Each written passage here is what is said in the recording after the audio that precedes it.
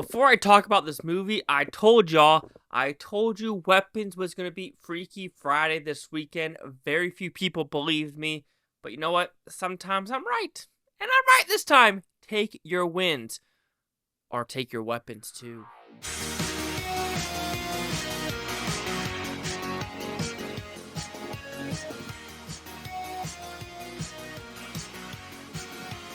Chase Lee Hockey here with the Blue Futon reviewing Weapons. So it's about pretty simple premise. This will probably be one of the bigger horror films where 17 kids go missing. And where are they? And why is this movie called Weapons? So let's talk about the movie. And I think we're going to do a spoiler review. I've been thinking I do a spoiler review because this is going to be on a Sunday. And I think, just forewarn, spoilers. So if you haven't seen this film, I just say swipe away. It's okay. I still love you all. Anyway, so this movie is about witchcraft. It simply is about witchcraft, or you could say like a Hansel and Gretel type of story about eating life forces and things like that. So people say they're confused at the ending, and maybe I'm just very simplistic and I know what the ending's about. And it's kind of a twofold ending of why the kids are in the basement, as well as why are they also weapons. So the weapon storyline, I think it's a little bit more just fun that this woman could actually take control of these people and make weapons and do what she wants to do with witchcraft. But the main reason she needs the kids and she needs to possess these people to be close to her is a life force, is for strength, is to make her feel better. And some people aren't really getting that of why the kids are there. It's pretty simple when she's like, I can't do enough with these parents. I need people smaller. And that's what it is. And you're thinking, well, how are you understanding that, Chase? What do you mean? Well, just look at how she is, how they say, oh, this aunt is really deathly ill. And then all of a sudden, when she's running in the third act, she's got a good amount of her hair back. She actually could run. She could actually move around the place. So that's what the whole thing is about.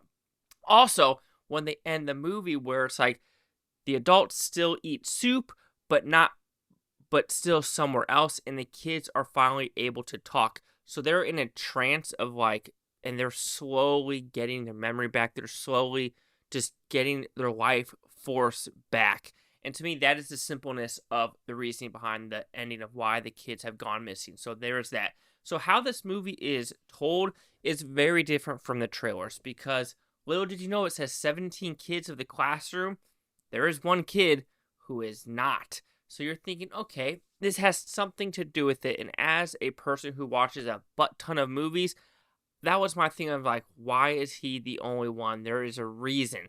And there's got to be something in that house. And there is so many breadcrumbs leading to that house, especially with the paper on the walls and how we're doing these different storylines in between. Because it's first the teacher, then Josh Brolin, which is a parent, and then we have a cop, and then we have a druggie, and then we have a teacher, and then we have Alex. And Alex is the little kid in the thing.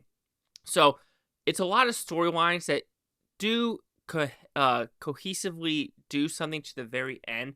I can understand why some people might be a little bit bored with some of these storylines of why they lead to the ending act, but it makes sense for especially having two people needing to battle Josh Brolin and the teacher, as well as other things happening in this film. So it is so with Barbarian, right? The same director who did Barbarian. I loved the movie until the third act where Justin Long is sucking the tit. And I'm like, where the fuck is this movie going? And jumping off the water tower. It was to me, the ending of Barbarian did not work for me whatso freaking ever. Which Justin Long does make a cameo in this film, and you're like, ha ha, ha ha ha ha. I mean, it would be cool if Skarsgård made it, but that's too many cameos, you know what I mean? But Justin Long being in it, I think is kind of fun. That you're like, hey, I know why he's in this movie. I really, really do. So you do have that. Each storyline. So like I said, the teacher storyline, she is more about, she does have a troubled past. She has some DUIs. I want to say she's done inappropriate things with kids, but she doesn't have kids for her own, and she's a teacher, and she kind of steps the bound of taking kids home or walking them or giving them hugs, even though it's kind of played lightly of it's is that really a bad thing? Are parents is this a hug? Simmer down now. and Josh Brolin just can't get out of his head to figure out where his son is. Then you have the cop, which is a kind of, the cop and the druggie is probably the weaker storylines, because it does connect to something with the teacher and then his ex and then a police chief. But that police chief storyline and him, being not being able to drink, it felt like it was a little, I want to say forced, but didn't really go anywhere. It's like there's a storyline and it disappears because of something that happens with the needle with the druggie. And you're like, oh my goodness, what are we doing with this? And I think that is a pretty good storyline. The teacher one, it is very simplistic of what is going to do. And that is where the teacher storyline truly shows face of where this movie is going. But like I said, there were little things sprinkled out where if you just paid attention a little bit, because it is a slow burn, most of the stuff happens in the third act. It's like, okay, what's this character doing? What's this character seeing? And I think if you pay attention to each character's storyline, it is a pretty simplistic story of where it's going from point A to point B to point C. I think the look of the movie is fantastic. It has a fun, creepy, funny vibe to it. There are some dark humor elements that do shine. Like, should it be funny that 17 kids are running after an old woman? It shouldn't be, but sure as shit is fucking hysterical. And then just like going through the houses is bombastic. And you're just like, the third act in this movie shines. And that's where, like, in the back of my head when watching this, I was terrified. I'm like, don't fuck up the ending. Don't fuck up the ending. And I can promise you they do not mess it up. And I'm very, very happy for that. I did hear some people leave the theater really confused with the ending.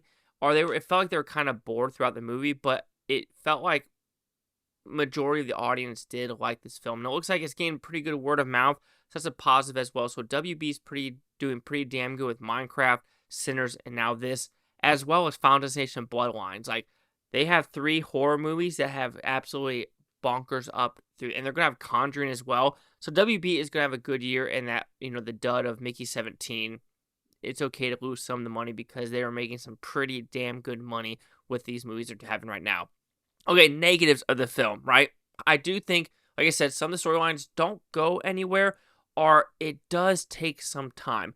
Like, this is a mystery, is a slow burn mystery, and with that mystery element, I do wish there was more like investigative stuff to it, because it felt like Josh Brolin's character is the investigative storyline, and I wanted more of that. But, maybe the investigation doesn't need to go as far as it can. But then the cops do feel a little bit incompetent in this movie, where there is a storyline where it's like, we need to meet with the parents aren't there. And at a point, I think that, there would be different, house calls or things like that to go to this house. So there is a suspension of disbelief with this movie throughout the movie. It absolutely is. But just some things where it's like, especially the teacher running away and screaming, it's like, defend yourself. Fucking defend yourself. And there's no defending herself in this movie. And that kind of was frustrating as well. It's like, come on. Something's happening. You got to stand up for yourself and actually do something. And she does something at the very end with the gun. And you're like, thank God she has a good shot. That's all I'm going to say. Because Josh Brolin, he was probably doing this like, oh my God, I'm surprised I'm alive. But you're going to this movie for the creep factor, and it is completely there. Are there some quote-unquote jump scares in this movie? Sure. Do some of them make sense? And that's the question as well. Because after this movie is done, there is 2 quote-unquote scenes, a kind of a comedy one about a bed with Josh Brolin, as well as the teacher. She's looking up at the ceiling. The reason I'm saying the teacher, because I'm completely messing up her name. She was in Wolfman. She was Silver Surfer. That's 100% my fault. I can look at my phone and be kind of professional and see what her true name is. And I will do that. But you know what scenes I'm talking about, where they're kind of having dream sequences and they're kind of seeing a clown character. And that is where, after the movie was done, I was thinking, like, why? Why are they seeing these clown characters? Okay, her name is Julia Garner. I knew that. I'm a freaking idiot. But, like, why are they seeing this person's face or this witch's face that looks like a terrible clown with, like, the new Kathy Griffin hairdo? Like, I don't know why they actually are doing this, or how the connection really occurs of how she would be in both of their dreams. Because, especially with the teacher, because at that time, I don't think she cut her hair. And my God, if you're that drunk and you don't hear someone open and closing your car door, WTF. Also, when the cop gets quote-unquote possessed, I would think the cop would at least keep like a 6 feet difference of having this girl not be able to like get any personal items from him. Like, what so freaking ever to me. So there were something like this says you gotta like, think, okay, is that really possible? Or you gotta like just wash it away. You gotta wash it away. But to me, the experience of weapons was a very fascinating and interesting experience, which I was enjoying throughout the whole thing. I'm a sucker for more mystery than horror. Yeah, so because horror doesn't really bother me, it doesn't really scare me. The only true horror movie that's actually like put goosebumps on my arms is the first Conjuring. This one, there was some good goosebump moments where I was like, oh, what's going to happen here? And that's what I prefer. I prefer the mystery, murder, horror aspects and just straight up like horror, like, slashers and things like that. Sure, slashers are cool, but I want a investigative horror movie, and this is what provided. And there's very, very few of them out there. Sure, you could say like Until Dawn was one, but this one was a lot more mature, more original. And I'm glad that people are actually seeing this film. I know some people are a little bit underwhelmed with, why the kids are there, but at the same time, like, the movie's called Weapons, and does it explain how or why these people can be possessed and why their eyes pop out of their sockets? No, but I think it's a great creative aspect to do that. So overall, weapons. Who are the weapons? What are the weapons? Weapons are humans and being possessed to do this little crack of the stick thing. Why can the girl do that? Witchcraft. Easy, simple, to the point. However, how she gets the life force from the people, it doesn't really explain that. Maybe because they're in the same facility, kind of like aura. I think that's what it is, because there's a weird tree thing as well, and I wish it did explain that. But I do think it's an original movie. It's fun.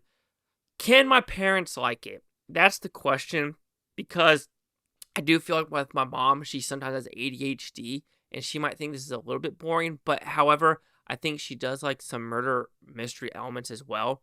But I do think this movie does what it's supposed to do, and I'm pretty damn happy with the experience. So Weapons will receive a 4.5 out of 5 with Futon, which goes at 90%. We'll see the critics and user scores gave this one. Critics a 95% with 222 of them. Audience score 88% with over 2,500. Critic consensus: Zach Cregger spins an expertly crafted yarn of terrifying mystery and thrilling intrigue and weapons. A sophomore triumph that solidifies his status as a master of horror.